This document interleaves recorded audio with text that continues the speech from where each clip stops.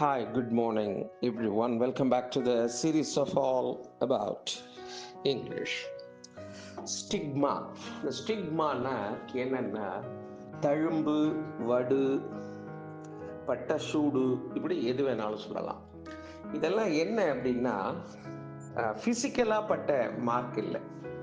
அதாவது ஏதாவது ஒரு சூழலில் ஏற்பட்ட ஒரு அனுபவத்தின் வடு மனதிலே இருப்பது.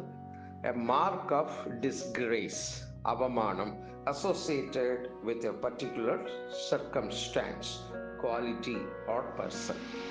தரத்திலேயோ அல்லது நடந்து கொண்ட விதத்திலேயோ ஏதாவது ஒரு டிஸ்கிரேஸ் நடந்திருக்குமானால், அதாவது அவமானம், அசிங்கம், இதைத்தான் இந்த ஸ்டிக்மா அப்படிங்கிறது. பட்ட சூடு, நான் ஏற்கனவே அதில் பட்ட தழும்பே இன்னும் ஆறலை அப்படின்லாம் சொல்லுவோம்ல, அதெல்லாம் ஸ்டிக்மா அப்படின்னு குறிக்கலாம்.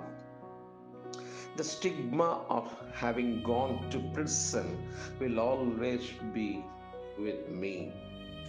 அதாவது ஜெயிலுக்கு போன அந்த மோசமான அனுபவம், அவமானம், அந்த காயம், அந்த தழும்பு, அந்த வடு இருக்க, அது இன்னும் மாறவே இல்லை. இது அப்படியே என்னோடயே இருக்கு அப்படின்னு சொல்றது தான் இது. ஸோ ஸ்டிக்மா என்றால் ஏதாவது ஒரு குறிப்பிட்ட சந்தர்ப்பத்தில் நடந்த அவமானமோ அல்லது ஒரு கசப்பான விடயத்தை ஸ்டிக்மா, அதன் மூலம் ஏற்பட்ட அந்த மன தாக்கத்தை ஸ்டிக்மா என்ற வார்த்தையால் குறிக்கலாம்.